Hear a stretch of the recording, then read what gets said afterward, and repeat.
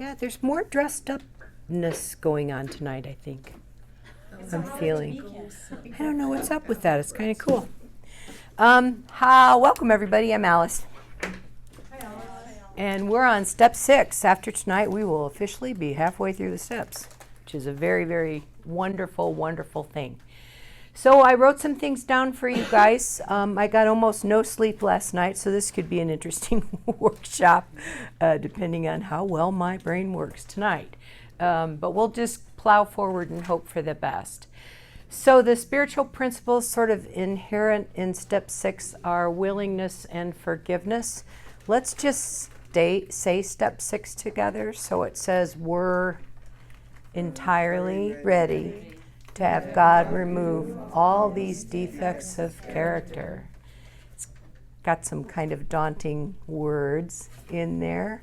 Entirely, right? All these defects of character. So we'll jump in and do a little bit of a discussion about that.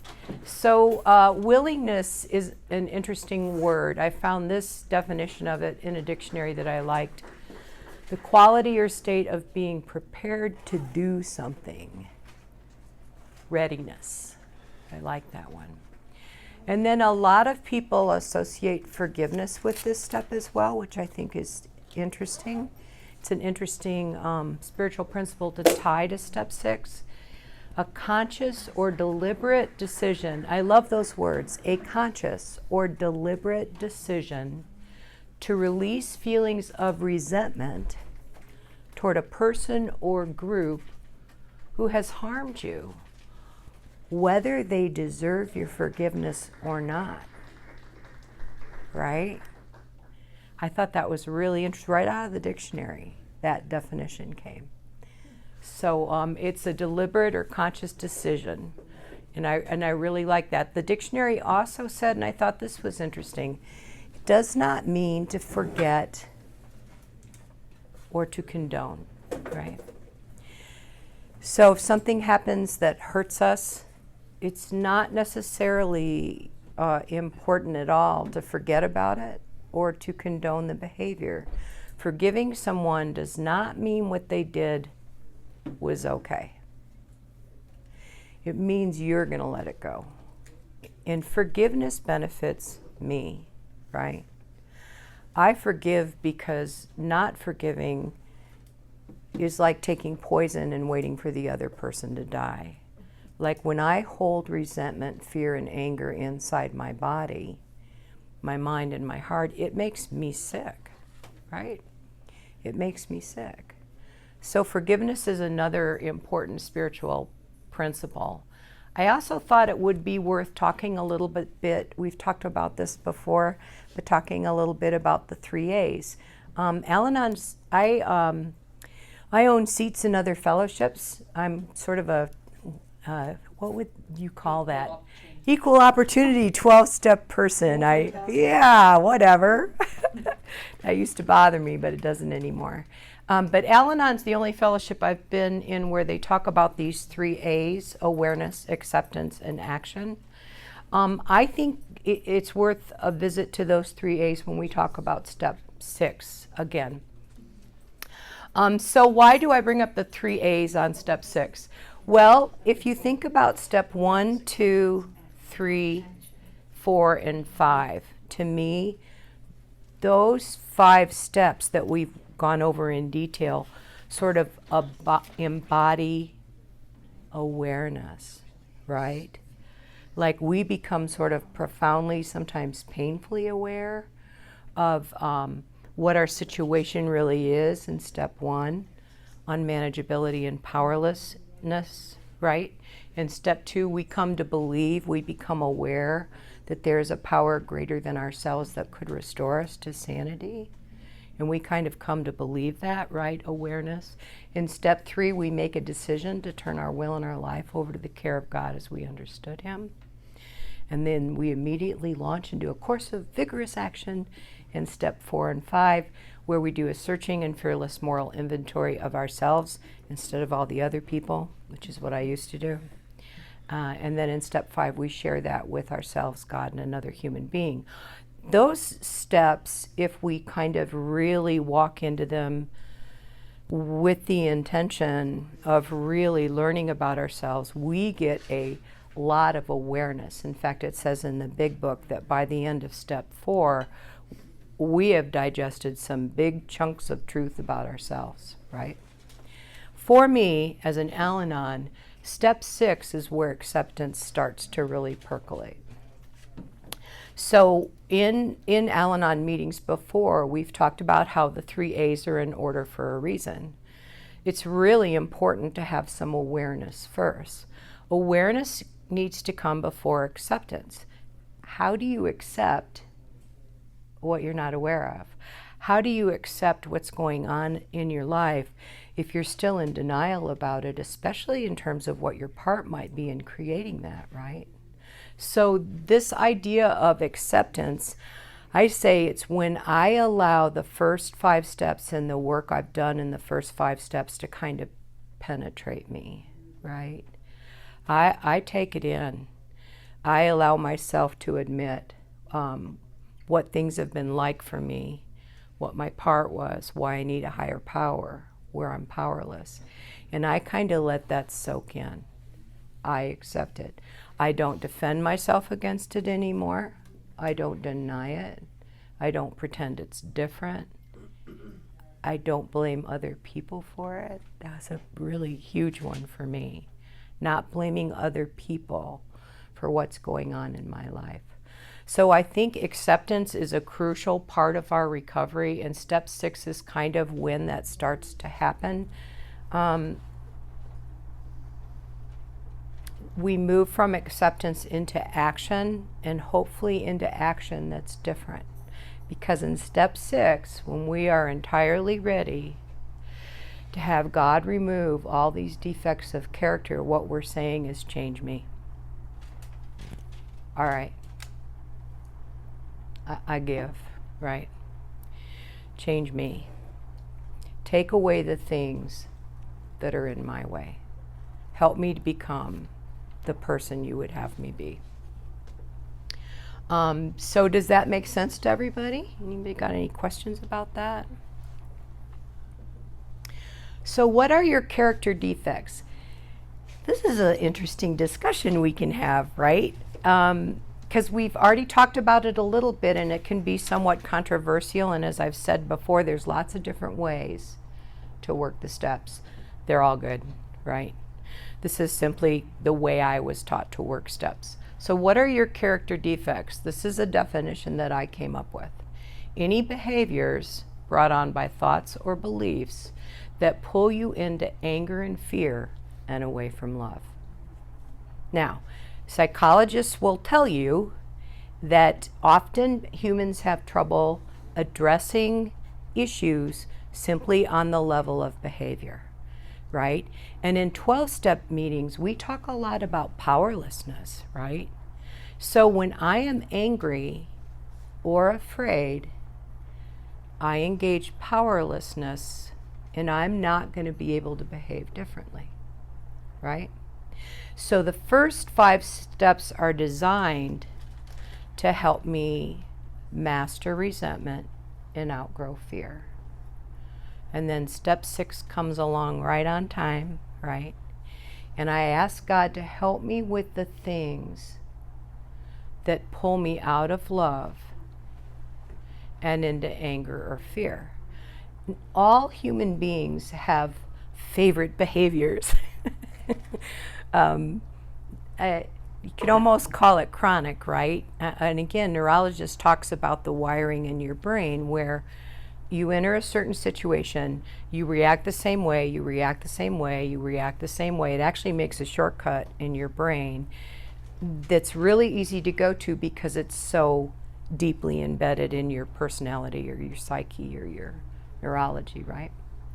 So learning to react to situations differently takes the patience of God, right? One of the things my sponsor says to me that I love is he says to me, "You've got eternity to do this, Alice." Okay. That indicates, and I love that Chris mentioned that, Barb asked a question a few weeks ago, how do you know you're hearing God's voice? How do you know what God's will? And he said one word. Anybody remember what it was? He said, anybody? Starts with a P. Practice, right? He said you do that with practice. So you're literally learning to use your brain in a way that's different for you, and that takes practice.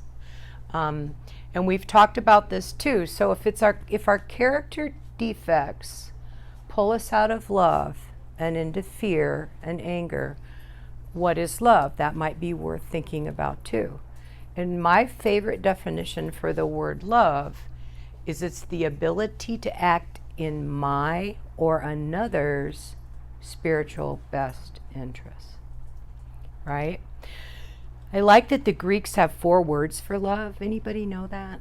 In Greek, there's 4 different words for love. There's the word philia, which is about brotherly love. You could think of the city of Philadelphia, right? So philia, there's eros, which is romantic love. That's a juicy kind of love, isn't it? And it's a wonderful kind of love for human beings to experience. There's storge, and I forget the definition of that one. I can't remember what that means. But the 4th kind, and the one that's used maybe by spiritual teachers more, is agape. And that kind of love is a principled kind of love.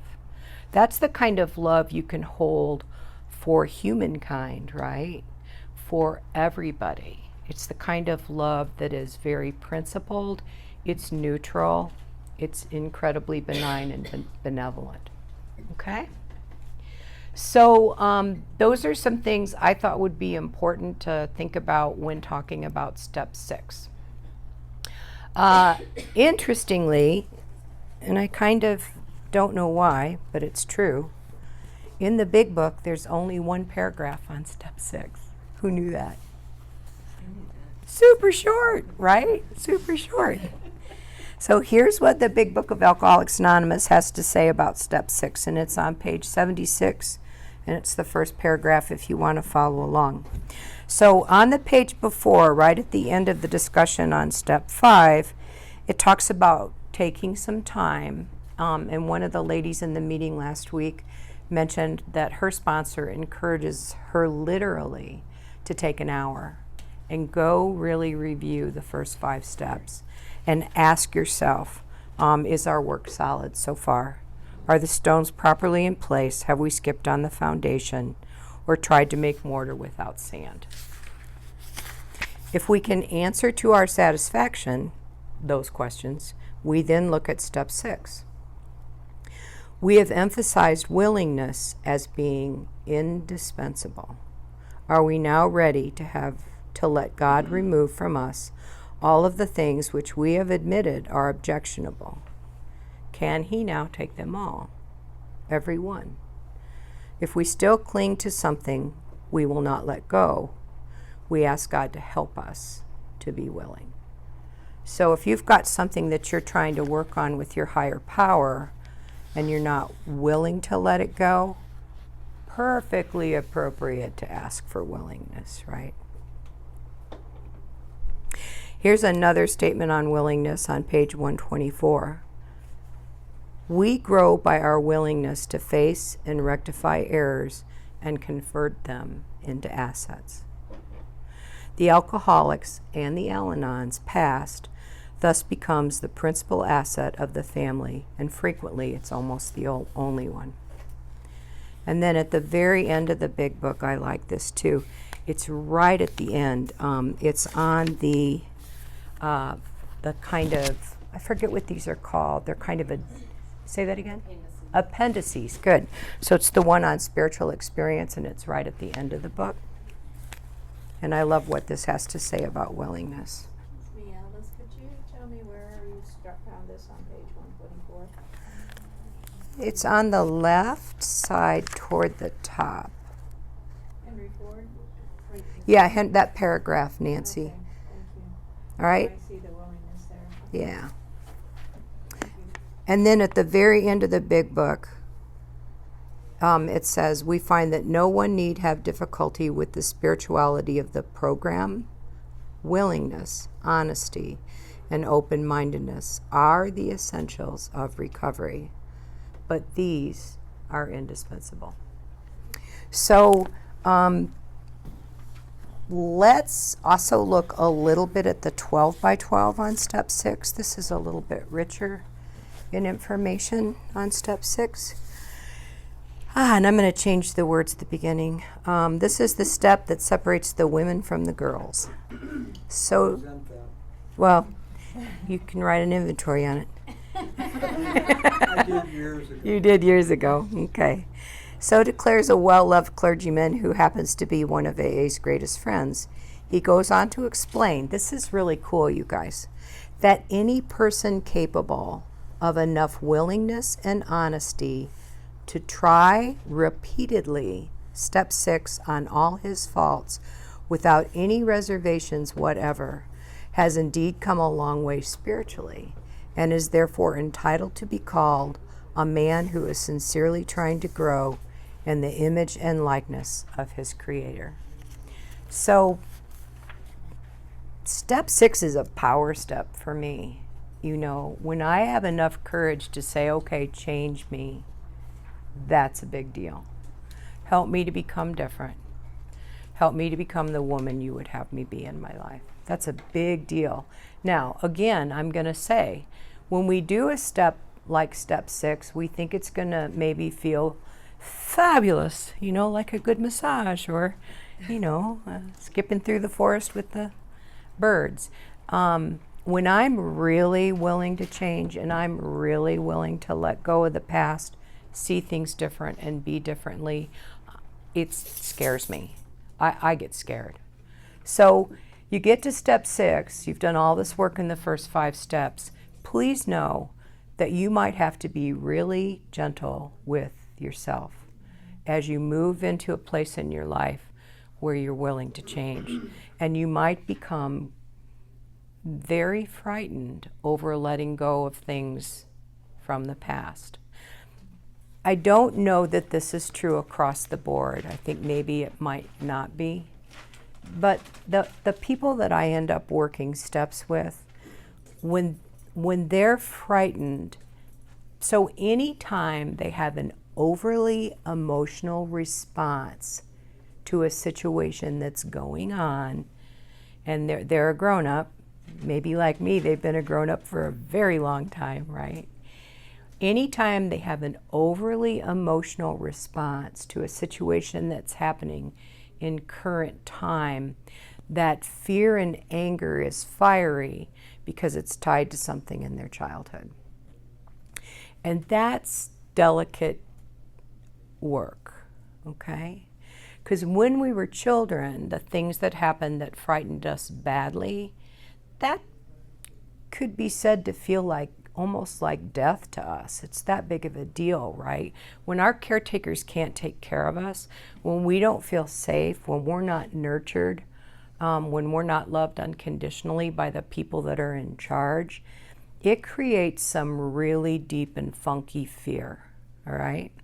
And when we bump that fear as an adult, and we're willing to work with our higher power to change it, it's like, I admire people that do that. I just admire them because it takes a lot of courage to walk through that kind of work. The thing that was true for me, though, is the things from my past that held me captive in fear really had a big effect on my life, right? Like I couldn't be the person I wanted to be because I kept getting scared, you know? And it didn't always look like fear to others necessarily. It could look like anger. It could look like retreat. I like what Chris said about that. It's flight, fight, or freeze when we're scared, right? I call flight, where's my purse? As in I'm out of here. Where's my purse, right? So to walk through this work takes a lot of courage, and it can be more difficult than what we expect it to be. And so to tell yourself something like, you have eternity to do this. Your higher power's right there. You know, it's important to kind of go into it with that kind of a mindset. All right. So step 6, this is on page 65. La la la. So step 6, we're entirely ready to have God remove all these defects of character, is AA's way of stating the best possible attitude one can take in order to make a beginning on this lifetime job, right? A beginning. A few of them, this does not mean that we expect all of our character, this would be so cool if this happened, I think. This does not mean we expect all of our character defects to be lifted out of us as the drive to drink was. So alcoholics, when they get sober, they often have a very miraculous experience with that compulsion and obsession to drink being literally taken away from them. So cool, right? But when we work step 6, we cannot expect that that's going to happen with all of our character defects. A few of them may be, but with most of them, we shall have to be content with patient improvement. The key words, entirely ready, underline the fact that we want to aim at the very best we know or can learn. So what I say to myself when I'm in step 6, when I ask the question, am I entirely ready? And again, usually a journey through the steps, when you go through the steps with a sponsor, all 12 steps, it's usually tied to some very specific stuff, right? People show up and they're in difficult circumstances for some very particular reasons, right? So entirely ready to me means I'm as ready as I can be, right? I'm as ready as I can be. Because willingness is everything, that's enough to make a start on changing our lives by working with God to have those defects of character removed.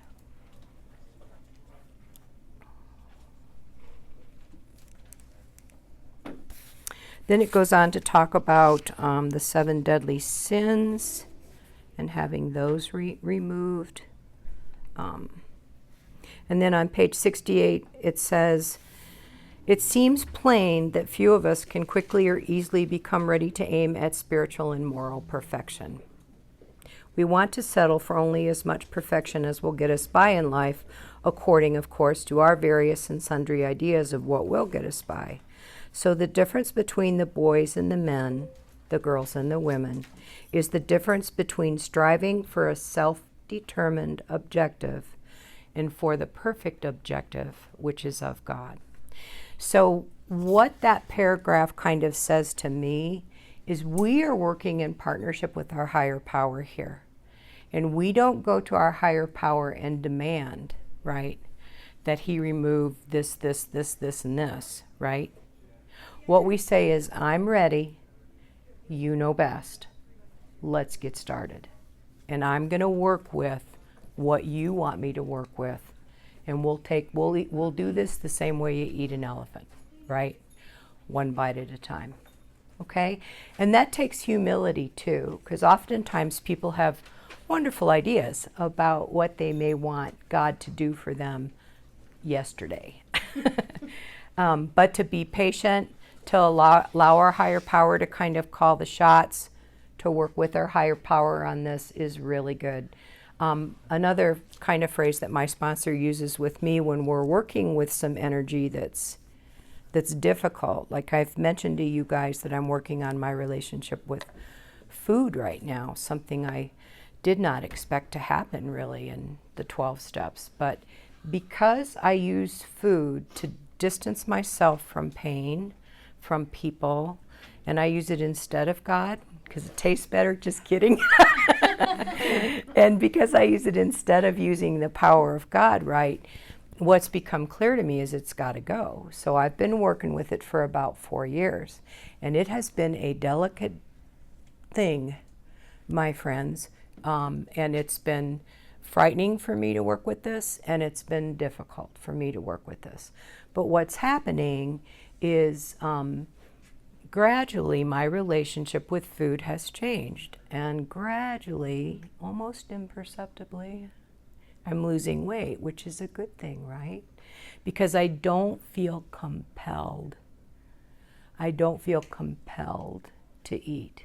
My compulsive eating and compulsive food behaviors are being taken away from my higher power slowly and allowing me to let go of something that I use instead of God, that I go to instead of love, that I want when I'm irritated, angry, lonely, or upset, right?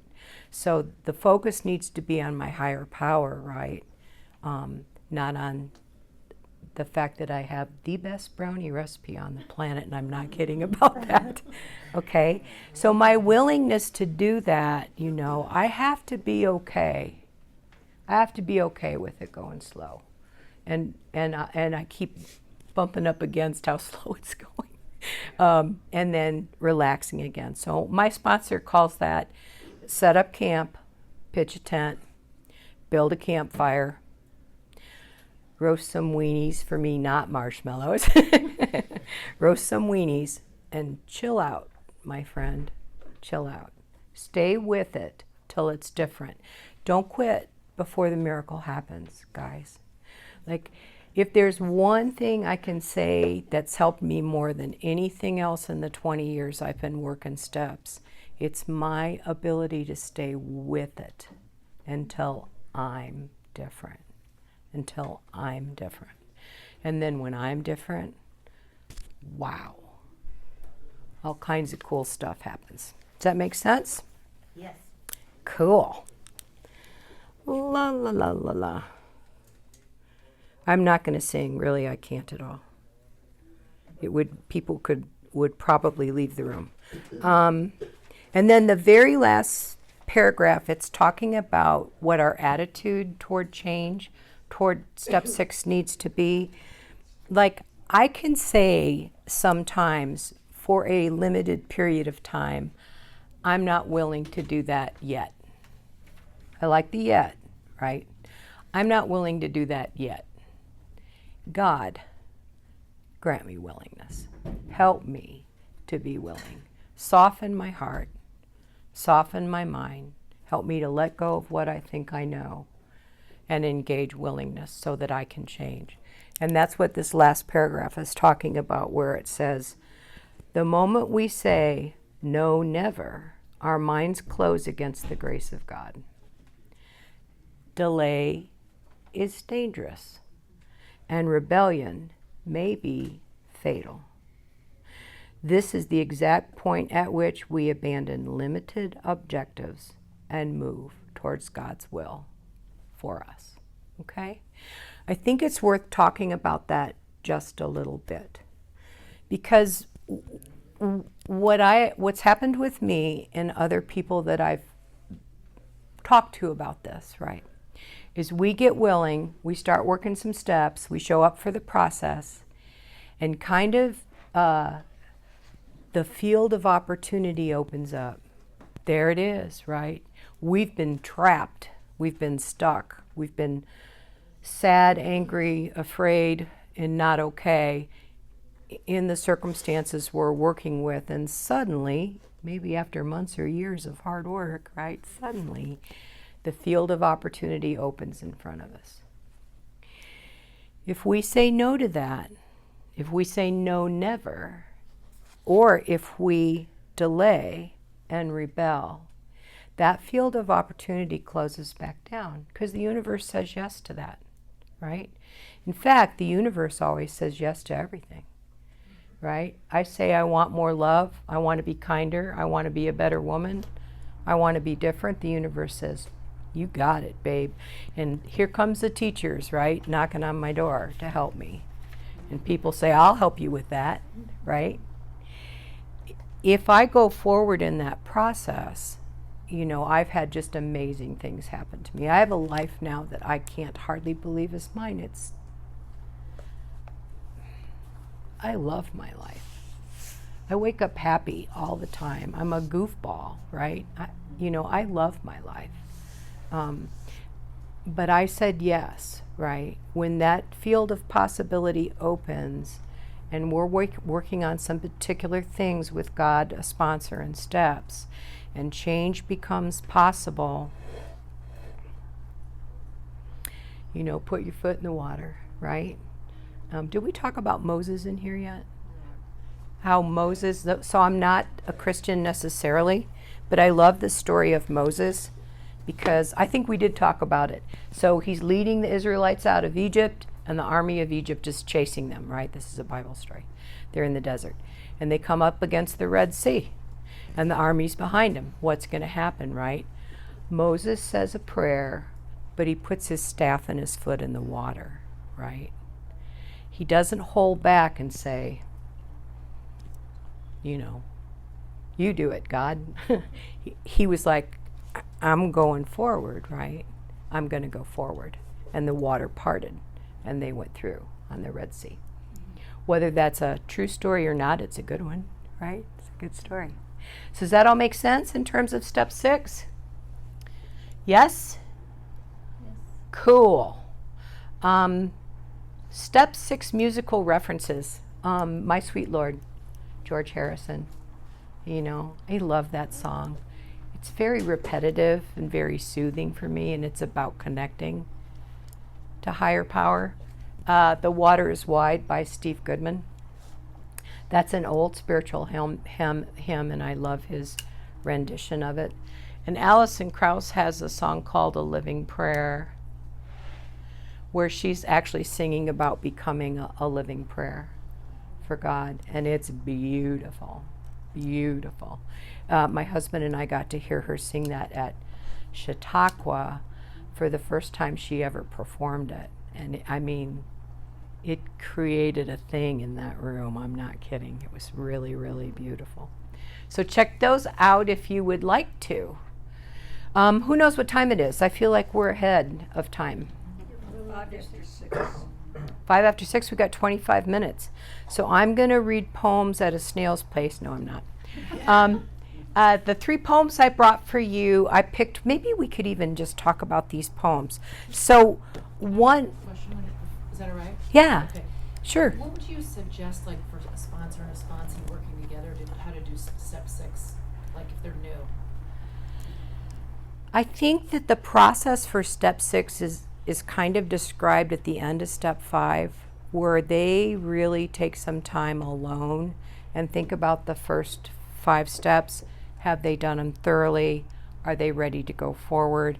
And then with step 6, you can read the material as it is in the book and talk about it. Or if they're ready, you can go forward and start working on the idea that God's going to remove a person's defects of character. If you want more information about your defects of character, where can you find that information? Who say it louder? Step 4, right? So in step 4, if you do it with the columns and you've written it down, which is a blessing for me to have that stuff written down, you get an idea in the 4th column of the resentment inventory about what your part is, right? What's your part in this mess? Where did you go off the rails or sideways, right? Candy, can we talk about your inventory yet again? So in Candy's inventory, concerning not having enough time with her grandson and being angry with her son-in-law, right? Do you remember what your part was in that 4th column of the resentment? It was being passive aggressive. Good. Good. Passive aggressive.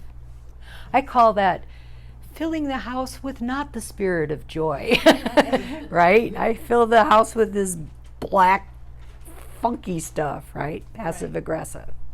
Do you remember anything else about that? Yeah, running away. Good. You said you were tempted to make up stories, Yes, right? I was tempted Yeah, to all kind of tell stories. yeah. And feel guilty about him. Good. Yeah. Good. Yeah. So those would be the behaviors, right? In the fear inventory, in the 3rd column, we look at how self-reliance has failed us. Oh, here's some more behaviors, right, that come out when I'm afraid or angry.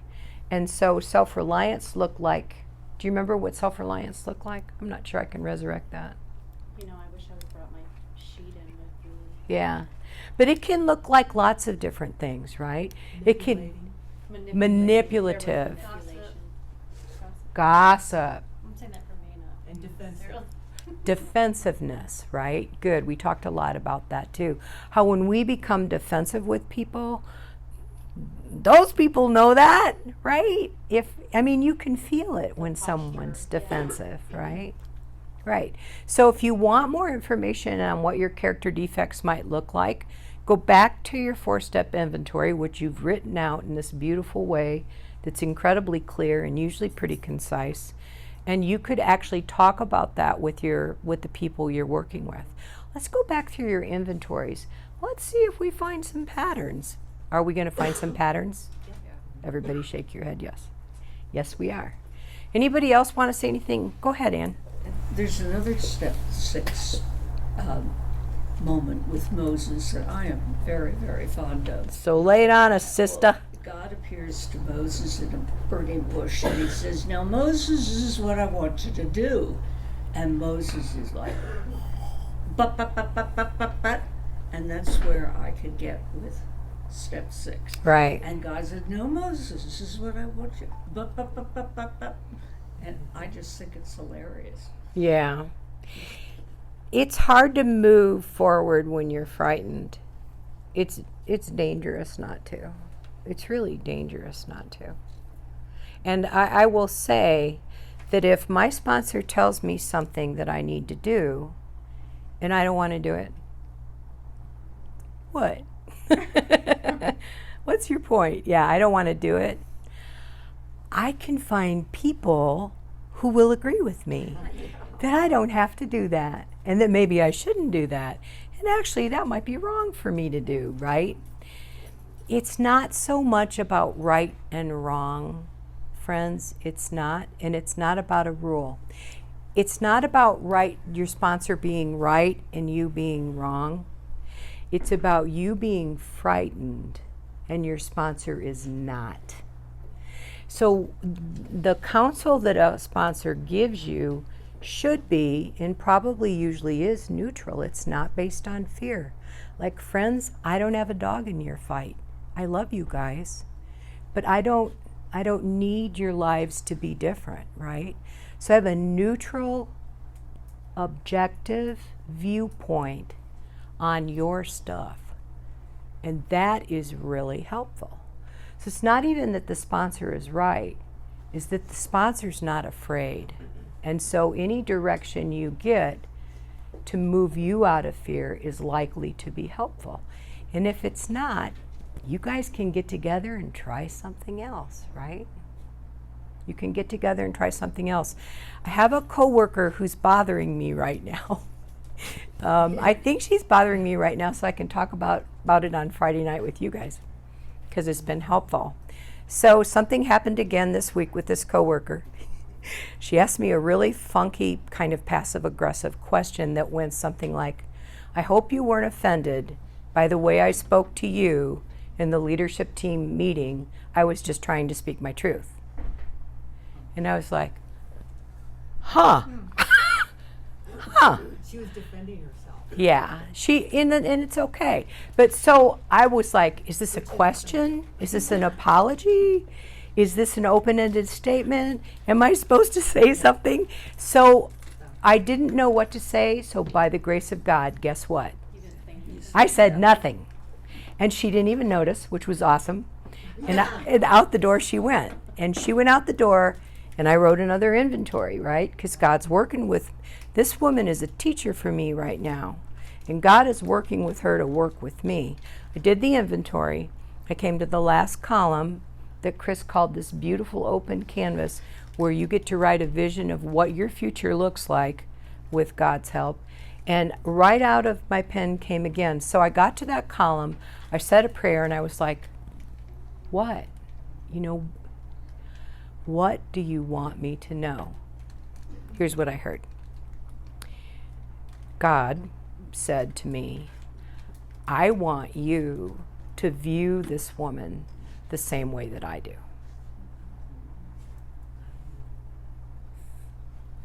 Okay. I know God loves her. I know God has compassion and empathy And Joy, she's a little spitfire. Of course, that's nothing like me at all. Whatever. She's got a strong personality. She can be a little arrogant. She's a little bit of a know-it-all. You know, she's got my character defects. And when I heard that, God wants, I want you to look at her the way I look at her. I was like, okay. It was a moment for me. So maybe we're done with this dance, huh? We'll see. We'll see what happens next. More will be revealed. More will be revealed. Can I ask a And- question? yeah, and- So do you feel like in that you need to pray further and ask him for help so that you see her the way he sees her? Good. So, what I do when I'm having difficulty is I ask God to take away my fear. Okay? In this situation, my fear is that she will affect the way I'm viewed at work. I have a great reputation at work. Dang it, right? And I want to protect that, right? I don't need to protect that. It's none of my business, right? But that's the fear, that somehow people will adopt her view of me and I'll be rejected or unliked, you know, or whatever at work. So I've asked God to take away that fear that I can be harmed at work, and then to help me practice kindness, compassion, right? The big book says we treat sick people like they're sick people, you know, and I'm not doing that with her. You know, I want to push back, right? I want to prove she's wrong and I'm right, and she needs to be corrected, and blah, blah, blah. All that stuff, right? Okay? So it's important to, the important thing for me is the behavior comes after the beliefs and fears, right? It is the fear, the anger that triggers the behavior. So if I just say to God, would you please help me to be a nicer person? Whatever. God, please. That's so different to me from saying, okay, I'm afraid. I'm afraid I'm not going to be liked. I'm afraid I'm going to be thought badly of. My ego's involved here. Take away those fears and then help me practice these new behaviors. Okay? All right, cool. Yeah, hopefully next week we won't have to talk about this again. We'll see what happens. Anything else that I wanted to remember to talk about? I think that's about it. I have a question. Yeah. So I hear frequently in the rooms, oh God, take away my fears. God, take away. What's your experience with that prayer? How I hear that is, oh, it's just going to go away. Yeah. To me, that's not authentic. To me, that's not how it works in my life. It's not real. I have to walk through that adversity with God, and then the fear is removed because I know I'm loved and cared for and safe, because that's really my fear. Yeah, that's beautiful. So I have had, and I think others probably have had too, I've had sort of immediate experiences with an inventory in prayer. But if it's kind of bumping up against my more entrenched fears and behaviors, I have to just work with it till it's different. And that takes humility, right?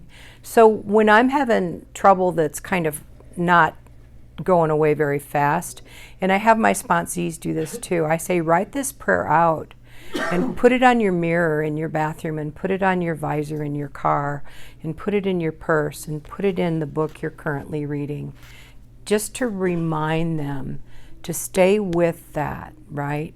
I also think that if God takes away things too quickly from me, I become more frightened. I am Chicken Little, my friends. Like, to me, the sky was always falling.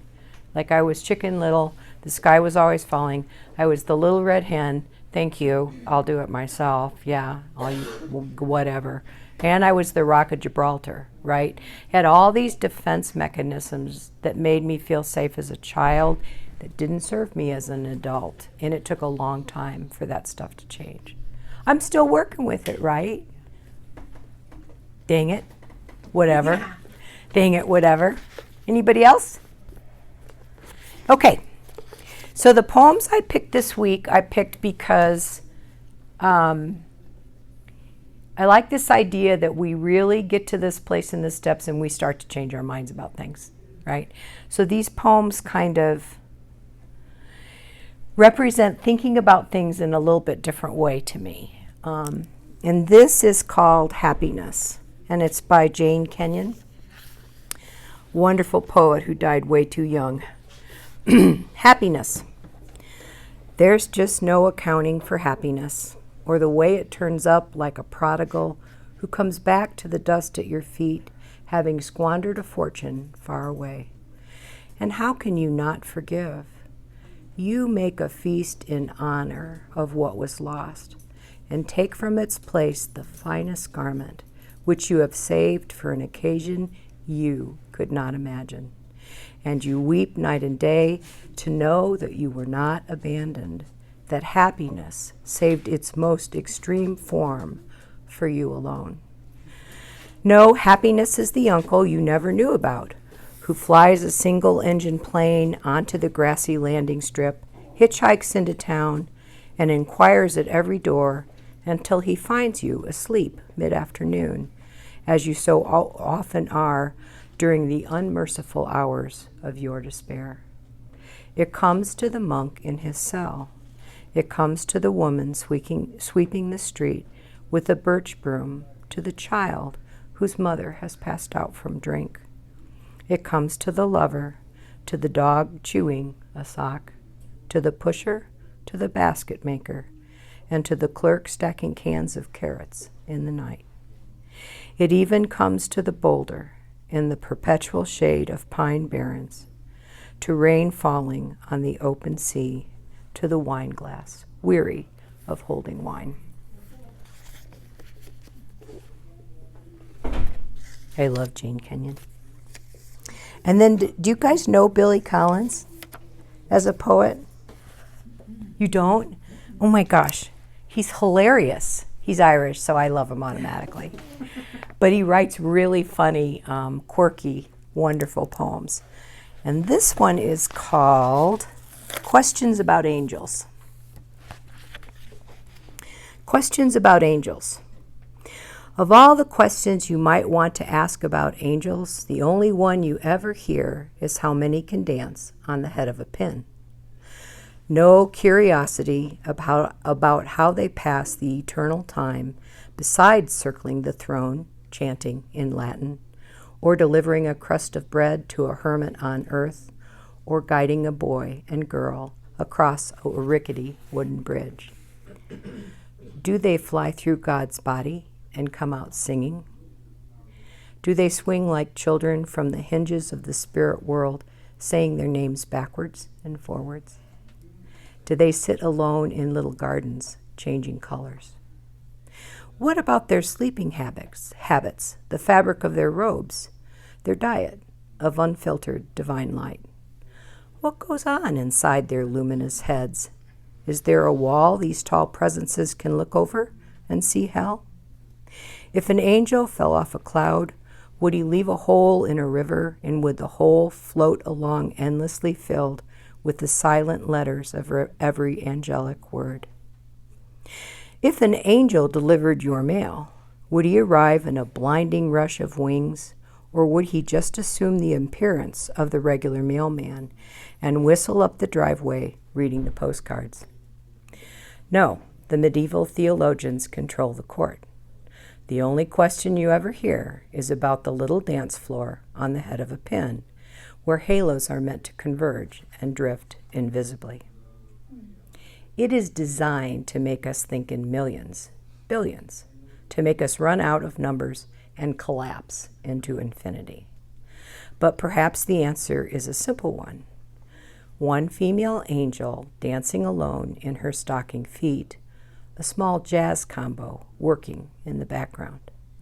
She sways like a branch in the wind, her beautiful eyes closed, and the tall, thin bassist leans over to glance at his watch, because she has been dancing forever, and now it is very late, even for musicians. So I love I love the humor, the humor about it all, right? Like, I'm so guilty of taking myself astonishingly seriously a lot, right? But we're supposed to, happy, joyous, free, right? That's what we're aimed at, happy, joyous, free. Thanks, Nancy, for remembering that. So, some humor about God, some humor about your life, a little bit of lightness of heart when you take on these difficult things, and you have just enough courage, right, to take yourself through the steps with a sponsor and change what needs to be changed. And the last poem I'm going to read to you is by Veronica Patterson. And it's called The Angel of Quandaries. Angel of Quandaries. He sits on a log fence, I think, in a field of October corn stubble, a leg and a wing on each side. Or he swings them one side to the other, but he won't get down. The mountains loom to the west. He waits for new snow, and Kansas flattens east. It has rained for longer than usual, but this morning sun shines like reprieve, and because it lights each stump of a stalk like crystal, he lies down very carefully along the log, a wing draped either way, touching the earth for balance, and he sleeps. I sleep and know him. He dreams worlds on the inside of my eyelid until I'm afraid to open my eyes. Blood moves through the thinnest flesh, and I see the smiling of cells, and a woman stands alone at a window. Clouds build and stretch and leave bursts of light. Tiny bodies weave naked through the reefs of vines. Angel of tomorrow. Slowly we lift our left wing. We know what we must learn, but there is no direction, no hurry. How could there be a hurry? So in that poem, the writer becomes the angel at the end, right? They become one. And they say there is no hurry, which is true. You have eternity to do this. Did you want to say I something? brought you the manifesto The Manifesto. of the Brave and the Brokenhearted by Brene Brown. Thank you. You've referred to her. Oh, Brene She's a Brown. great resource for anybody Oh, who- cool. What time is it? Shame. And I have extra copies. Oh, she's good. What time is it? Is it time to quit? Do you know what time it is, Ian? Let's read this. Do you want to read it? Read it? Yeah, no. You want me to read it? Okay. This is cool. So this is by Brene Brown, who I love. Manifesto of the Brave and Brokenhearted. There is no greater threat to the critics and cynics and fearmongers than those of us who are willing to fall because we have learned how to rise. With skinned knees and bruised hearts, we choose owning our stories of struggle, over hiding, over hustling, over pretending. When we deny our stories, they define us. When we run from struggle, we are never free. So we turn toward truth and look it in the eye. We will not be characters in our stories, not villains, not victims, not even heroes. We are the authors of our lives. We write our own daring endings. We craft love from heartbreak, compassion from shame, grace from disappointment, courage from failure. Showing up is our power. Story is our way home. Truth is our song. We are the brave and brokenhearted. We are rising strong. Wow. That's beautiful. Thank you so much for bringing that. That's awesome. Okay, anybody else got anything they want to say? Cool beans. Thank you all for coming. Much appreciated. Next week, step 7. Down the road we go, right? So let's close with a prayer.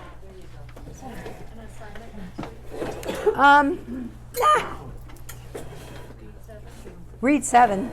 That would be good.